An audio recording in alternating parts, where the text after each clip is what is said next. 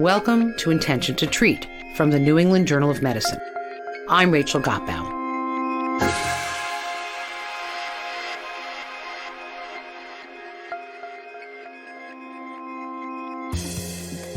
In America, gun violence is now the #1 killer of children.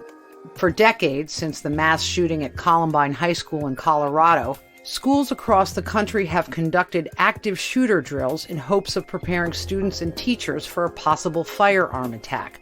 A majority of states now require schools to have these drills, and more than 95% hold them on a regular basis.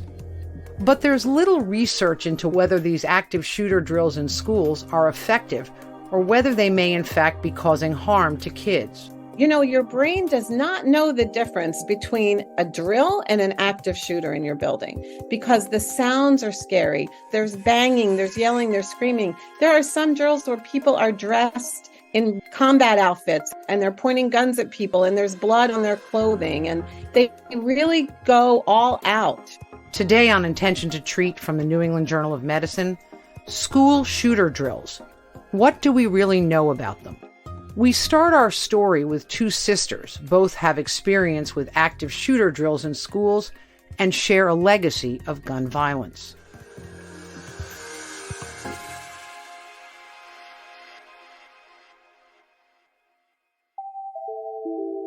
My name is Robin Cogan. I have been a nurse for 40 years. For the last 23 years, I have been a school nurse, primarily with elementary school in southern New Jersey. My father is really the impetus for me. He was involved in what was to be considered the first mass shooting in the United States. Back in 1949, he lived with his mother, his father, his grandmother. My grandfather was a pharmacist. They lived behind the pharmacy. One of their neighbors had recently come back from World War II with weapons, and he had a list of grievances against his neighbors. The morning of the murders, he killed 13 people. 3 of them were my father's family. My dad was 12 years old when he became an orphan. For the last years of his life, my father was very active with the work that the Brady Foundation did to stop weapons of mass destruction, the ban on the assault rifles, which unfortunately was overturned like 10 years later. And then I get a call from my sister on February 14th, 2018, saying that there was an active shooter at Parkland High School, Marjorie Stoneman Douglas High School, and my niece was hiding in a closet at school. My father survived because he hid in a closet. I just remember being on the phone with my sister for hours. We knew Carly was okay. She was texting. She was just waiting to be released by the police. But yet she's standing next to a mom who's not heard from her child. And my sister kept saying, what do I say to her? And of course, later that night, we found out her child was one of the victims. And I just remember so vividly talking to her that night, talking to my family and saying, I have to do everything I can in my power as a school nurse, as a public health person, as a family member of survivors and victims to stop this. This is a public health crisis. We do absolutely need to prepare kids to respond to gun violence. We don't need to do it in these hyper-realistic, super intense ways. There's banging, there's yelling, there's screaming. There are some drills where people are dressed in combat outfits and they're pointing guns at people and there's blood on their clothing and they really go all out. School should be a safe space. We have taken that away, making it a really scary place to be. What's the lowest hanging fruit here? All of the unlocked and loaded guns laying around in kids' homes, in the back of cars, in a glove compartment, in a bedroom drawer. 70% of kids who are the school shooters get these guns from home. Let's get them out of circulation. They don't have to be taken away, but can you lock them up? When you can have laws that you don't need a license. You don't need to register your gun. You can open carry. You can buy unlimited ammunition. You can have a weapon of mass destruction at a very young age. These are recipes for the tragedies that we're seeing. We can talk about school safety.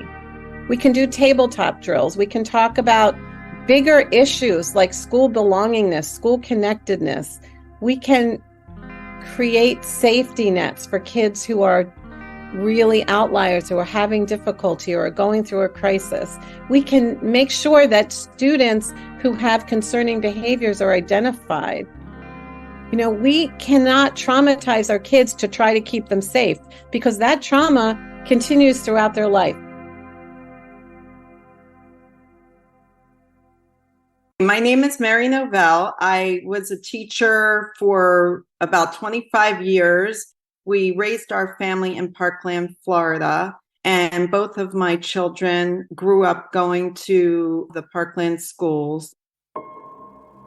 In 2018, on February 14th, I was teaching at Broward Elementary School, about 10 miles from Stoneman Douglas High School, when my daughter texted me and told me that she was hiding in a closet in her journalism classroom while she thought an active shooter was on campus and it was a real event. It wasn't a drill. And all of a sudden I said, what am I doing? I got to go. And I started driving towards the school. And it was so surreal for me, because I had had this fear my whole life that something tragic was going to happen. My father was in the first mass murder in the country. So I had lived with a fear and trauma that something would happen to my children my whole life. When I got to the corner, I ran into one of my closest friend's daughters, who was a freshman, and she kind of fell into my arms sobbing. And she said she just saw her best friend get shot in the face. And during all of this time, my daughter was texting me and saying I'm still in the closet. And I was just asking her if she was okay, if she had heard from other people. I asked about one particular girl that she had grown up with, because I was standing with her mother, and her mother's like, have you heard from Meadow? I haven't heard from Meadow. So I said to Carly, do you know anything about Meadow Pollock? And Carly didn't know. And I said, can you ask around? Her mother hasn't heard from her. Nobody knew anything. So when we finally did reunite that evening, I don't think it was until about 3 or 4 in the morning that I got a text from Meadow's aunt that she had been killed. In 1949, my father was 12 years old, and he was living in Camden, New Jersey. And he looked out the window and he said to his mom that Junior had just shot and killed the insurance guy. And his mom said, hide, Charles, hide. And my dad hid in a closet. And this shooter killed my grandparents that day and my great-grandma. I was raised with a man that was incredibly fearful of something tragic happening to his family. He was very worried about our safety all the time. And as a young child, I was always thinking about places to hide if somebody was going to come and get me. And I carried that trauma with me as an adult, and unfortunately passed that on to my family. So we would go out and say we had to stop for gas, and maybe the kids wanted some snacks. And I would get freaked out in the gas station, and I would make everybody flee and go back to the car. And it became a joke with my family, unfortunately, a sick joke. But Mom thinks something's going down. We have to go. Anywhere we went, I was looking out for an exit, especially having young children. So prior to 2018 and Stoneman Douglas shooting, we had drills probably once a quarter. We were trained with certain color codes, and they would give a code via a loudspeaker. So they would say code yellow. Code yellow would basically mean that there might be something going on in the neighborhood, but not necessarily in the school area. A code red would mean complete lockdown, and we would have to go right into a safe place and barricade our doors, and that there was actually an active shooter on site. So I would explain to them, for code yellow, we were going to stay quiet and turn off the lights and sort of get low so that nobody would see us. Maybe we'd sit on the carpet. And if we had a code red and you had students in the bathroom, they would not be able to go back into my room. You have to leave them in the hallway. You're not allowed to open the doors. So they would sort of get stuck. When we went into the closet, there were some students that were incredibly scared. We were all on the ground, on the floor, and I would sit with them with my arms around them, sort of keeping them feeling safe, and I would assure them that we were okay. So after the shooting in Parkland, we had to have more shooting drills. At least once a month, we had a drill. And they were more serious. So you would have the fire alarm on and be in the closet on a code red, knowing you're not allowed to leave your closet. They would have the police come by, let me in, it's the police. You're not supposed to ever open a door for anyone during a code red. My students and I would be hiding, and some of them were very scared because even though they were young, they knew what happened at Stoneman Douglas High School. Because of guns availability in our society, I think it makes it sort of a necessary evil that we do some drills. I do think that the students need to know what to do. They need to practice it. They need to understand it. The teachers need to understand it. But there's no social services to help people that are experiencing trauma from these drills. They might be necessary, but they need to follow it up with some more resources and help. I felt that there was a disconnect because after the drill was over, it was like, okay, everything's fine. In fact, they would have a code word, and the code word at our school was Happy New Year. After you heard Happy New Year, you could leave your classroom and you were supposed to go back as business as usual and start teaching. And students were supposed to start learning. There was no conversation about how are we doing right now? Let's have a check-in. These drills were made by security or police officers, but they're not incorporating that social emotional piece.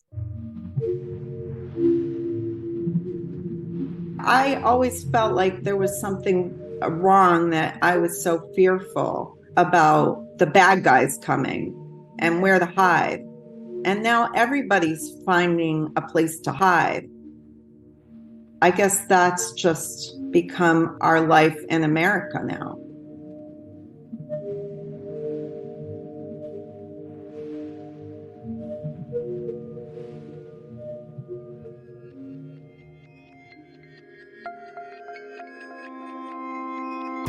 This is Intention to Treat from the New England Journal of Medicine.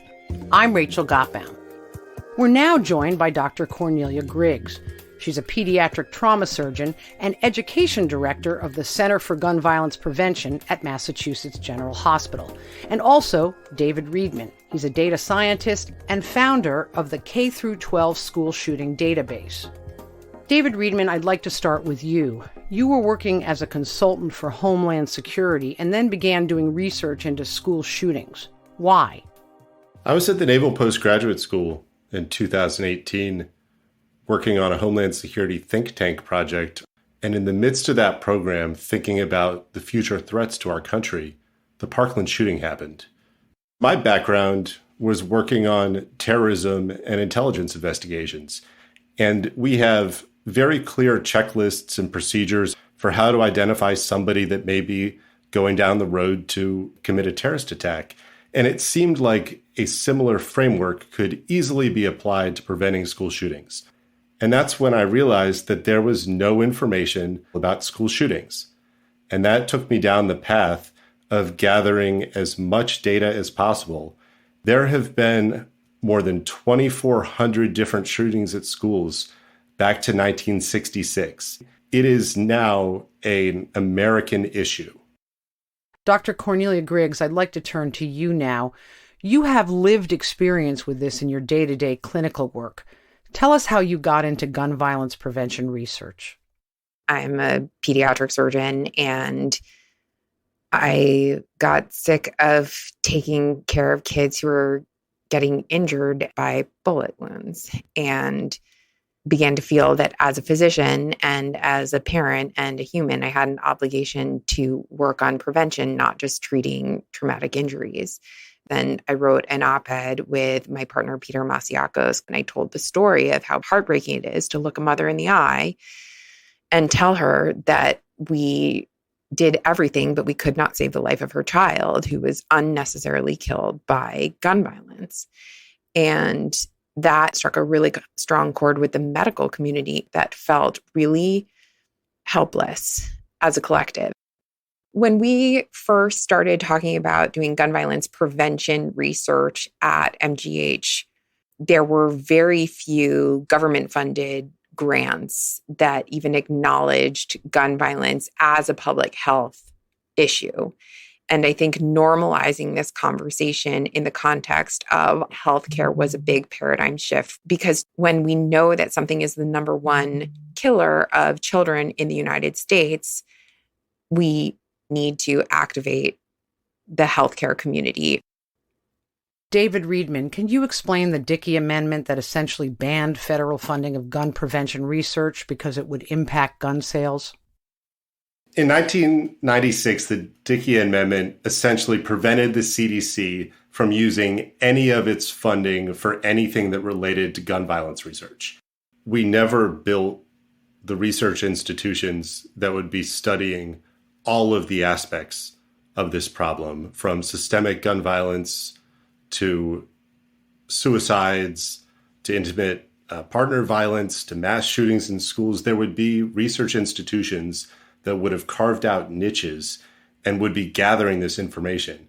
But in this one, the lack of information is so stark that we end up making public policy decisions based on assumptions rather than data. So thinking about this process of uncovering these shootings, last March, I saw a Google alert for somebody killed at a school. And there was very little information, but in the picture on the article, there was a picture of the coroner's van. So I knew that something had happened at this small middle school in rural Indiana. I finally found a community message board, and there were people talking about how this person was their favorite teacher. They can't believe this would happen. I couldn't find any other information, so on Monday morning I called, and the woman at the front desk told me that a 7th grade teacher had killed himself in front of the class. So a suicide by a teacher with a firearm in front of a class would never be reported anywhere in the same state and the same region that is talking about arming teachers. So without data, we make very poor public health decisions and public policy decisions. But when you look at these cases in aggregate, you see patterns. And we can develop interventions. And that's what the medical community has done successfully for just about every other problem. So you were saying that we're making policy decisions without data. Let's talk about what you've seen on the evolution of these school active shooting drills. I didn't start this project until 2018. And in 2018, there was no empirical evidence on the characteristics of shootings in schools. There was no good data available to analyze anything. Yet, 20 years before Parkland, 1999, when Columbine happened, it spurred a school security industry and it spurred the early lockdown procedures in schools. There was never a peer-reviewed study to find out if this is the best action to take. School shooting drills have really been built around a narrative, an image, a fantasy of this deranged outsider coming into the school and determined to get into every classroom. And in each classroom, they're going to kill as many people as possible in the room. And that was really built out of Sandy Hook. And Sandy Hook was this incredibly tragic shooting, but it was a very uncommon circumstance. And in every single public space, whether it's a shooting or a fire or a gas leak or a train crash, we tell people, get away by every means possible.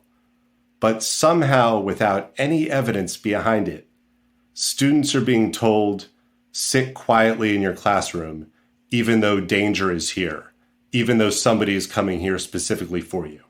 And that decision has never been based on any evidence. Overwhelmingly, across 60 years of school shootings, they are almost all committed by a current or former student at that school who knows the plan, knows where students are going to go, knows the layout of the building, when the shooter knows the drill and knows where the students are going to be. You can have a situation like Uvalde. Somebody who's familiar with the school can plan an attack, and they know that when the first shot is fired, this is exactly what everyone will do. And if they get into one classroom, all of those students will be waiting there. And in Uvalde, that was tragic, because if those students had run, some of them may have been killed, but it would not have been as bad as it would be staying in the classroom for more than 70 minutes watching your classmates bleed out. So, Cornelia Griggs, you're focusing on the schools now. Tell us what you're trying to do and what you're finding out about these active shooter drills in schools. We started with trainings to equip clinicians with language to talk to their patients about firearm safety and safe storage and gun violence prevention more generally.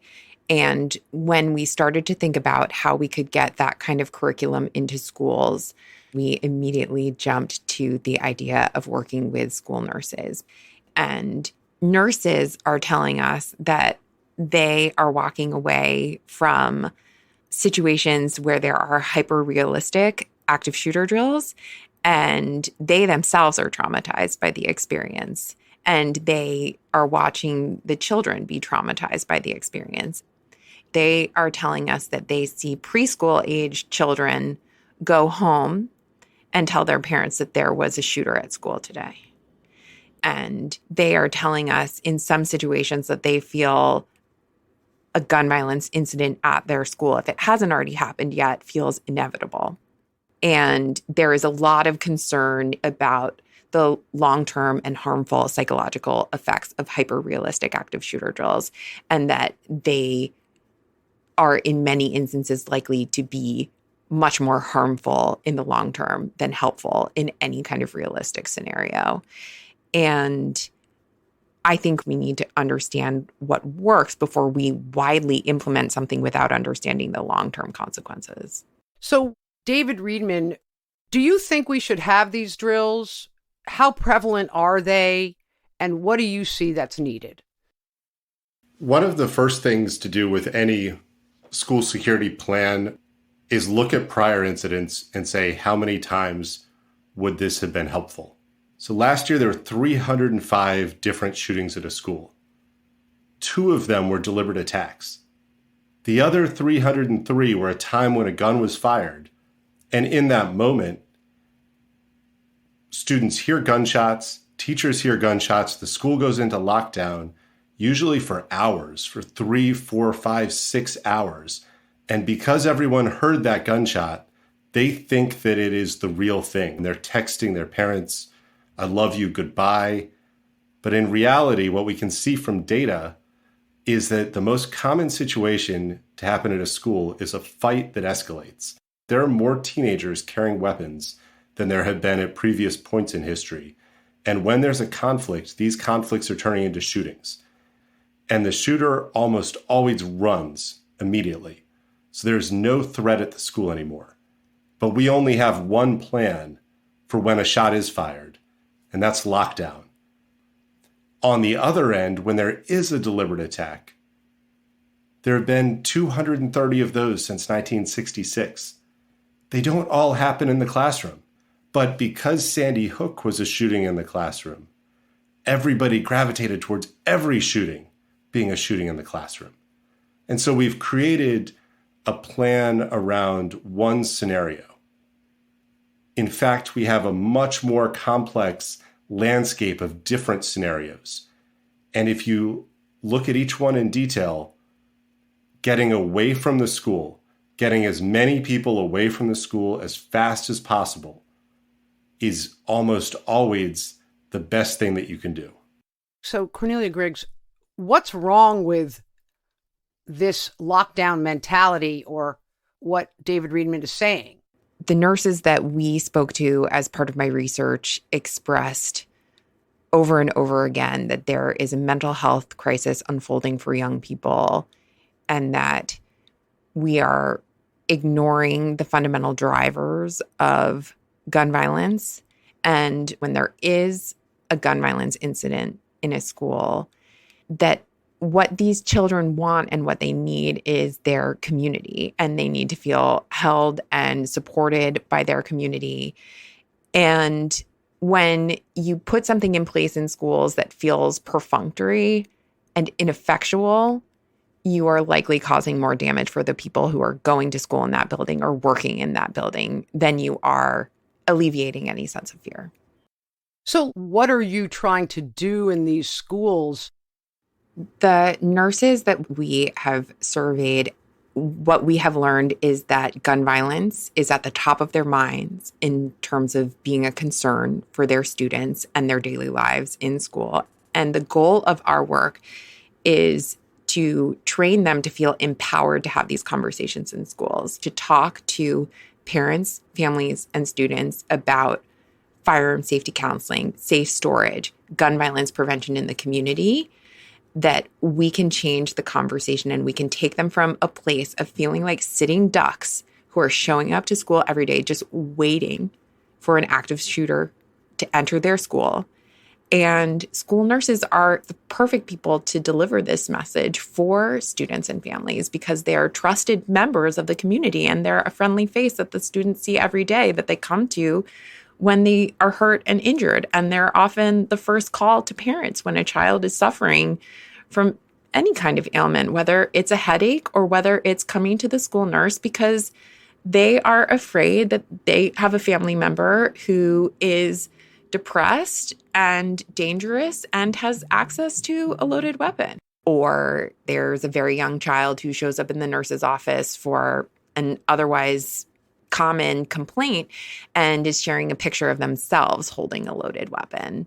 There are some schools where that has become a matter of routine, children showing up with pictures of themselves holding a loaded gun. Can you speak to how you're trying to change culture by bringing this out into the open? Decades ago, it was taboo to talk about your sexual orientation. It was taboo to talk about alcoholism or drugs. And the cultural narrative around a lot of those topics has changed dramatically. We need to normalize having conversations about safe firearm storage in any number of clinical scenarios, whether it's an OB visit, whether it's a regular well child visit in pediatrics, whether you are taking care of an elderly person with dementia. It is not part of our routine to ask about access to a loaded weapon, but we are asking them about how many fruits and vegetables they're eating, and we're ignoring the number one killer of children. And the more we normalize that conversation in a healthcare setting, the more we can start to have common sense solutions to gun violence in the United States. David Riedman, where do you see some of the solutions here? The way that we're going to find solutions to this problem is through empirical evidence and basing public policy on data, not on assumptions. The school security industry has been built around ideas of what might happen. We have never looked in depth for the root causes of this problem, the downstream solutions, and whether the things that are being done are helpful or harmful. And until we take a close look at this issue to ask, are we doing the best thing for the kids in this classroom? And if people aren't sure that that answer is yes, then we need to find a better solution for them. Thank you both so very much. Thank you for having me. Yeah, thank you so much. That's David Reedman. He's a data scientist and founder of the K-12 school shooting database, and also Dr. Cornelia Griggs. She's a pediatric surgeon and education director at the Center for Gun Violence Prevention at Massachusetts General Hospital. We had help from producer Dr. Julie Barzilay and from our managing editor, Deborah Molina.